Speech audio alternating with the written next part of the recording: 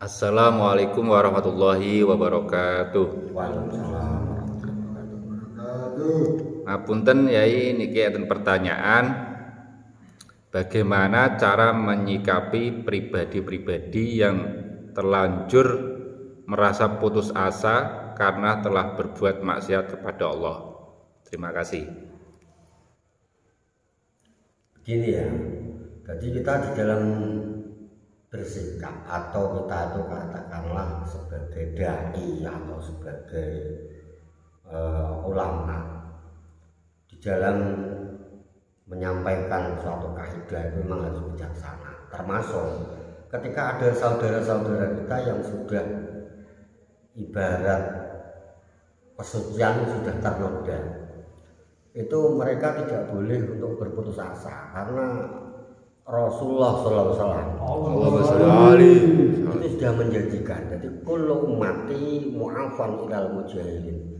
Setiap umat Rasulullah, setiap umatku itu seberapapun dosanya, seberapapun kesalahannya pasti akan diampuni oleh Allah SWT.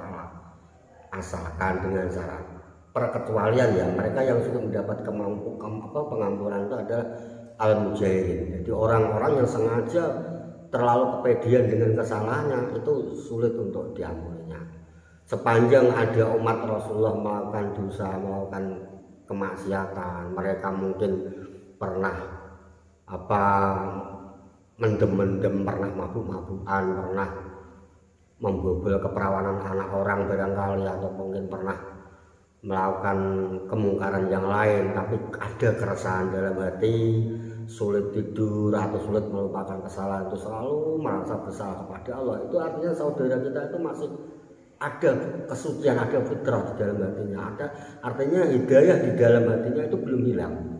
Maka di situ Rasulullah menjanjikan seberapapun besar dosa mereka, kesalahan mereka pasti diampuni oleh Allah SWT, asalkan mereka tidak kepedean dengan apa yang mereka lakukan. Berbeda dengan umat-umat yang ketika melakukan kesalahan kemudian dicerita-ceritakan dengan teman-temannya, dengan bangganya, katakanlah mendem ngomong tak patang botol tolong botol, terus merasa dia tuh sok lah orang dengan kemaksiatan itu lah. Maaf yang seperti itu seharusnya jangan dilakukan, karena ketika kita merasa bersalah kemudian kita bermohon ampun kepada Allah, itu sangat mudah untuk diampuni oleh Allah SWT.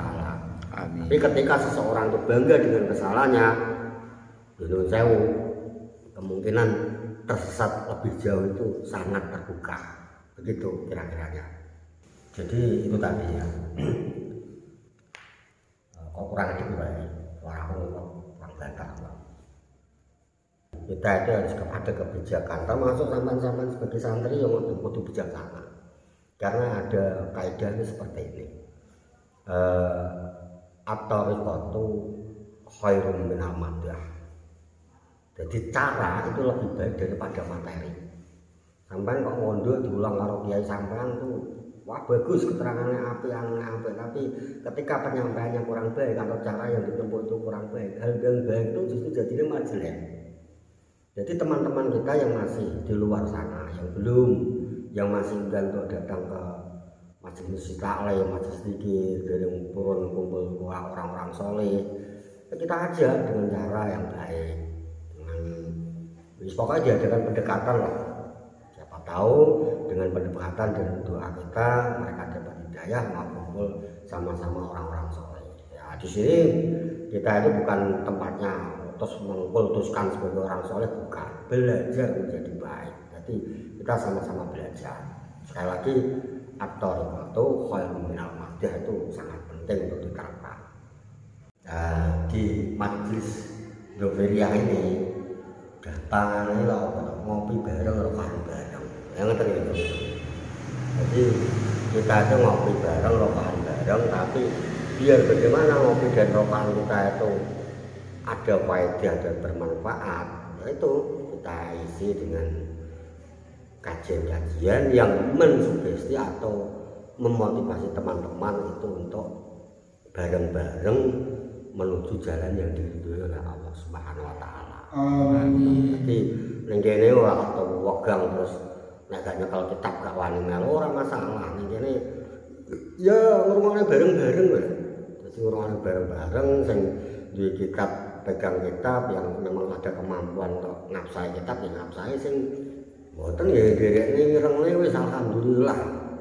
Jadi dengan mendengarkan hal yang baik ya sapa ngerti sok ben bareng-bareng mlebu swargane Allah. Amin. Wong kabeh sik padha roh-roh to. Semua ya roh-roh, swarga apa neraka ya roh-roh, tapi setidaknya kita itu tanda-tanda untuk menuju hal yang diridhoi Allah itu ada. Mulane kula pribadi itu sangat kepengen dulur-dulur kanca-kanca teman-teman yang teman cangkruan, teman bermain itu untuk bareng-bareng bisa untuk bersama-sama berkumpul di majelis yang insya Allah diberkahi oleh Allah Subhanahu wa taala. Amin. Pesan kula niku wau napa sebagai santri niku nek iso yo berjuang ya ora kok ngomong tok, dadi yo apa sing duweni awak dhewe ya ora kabeh kan ya sedikit banyak ditasarufkan menuju jalan yang diridhoi Allah itu. Nek duwe kanca ora gelem ya jak rokokan, jak ngopi atose gelem ya. Ngoten lho. Nek duwe aja disimpen wae kan maksudnya iki kancane dipancing-pancing jak ngopi, jak rokokan kan insyaallah bareng-bareng kok kompak saja. Saya kira ini dulu ya, insyaallah satu lagi. Ya, terima kasih.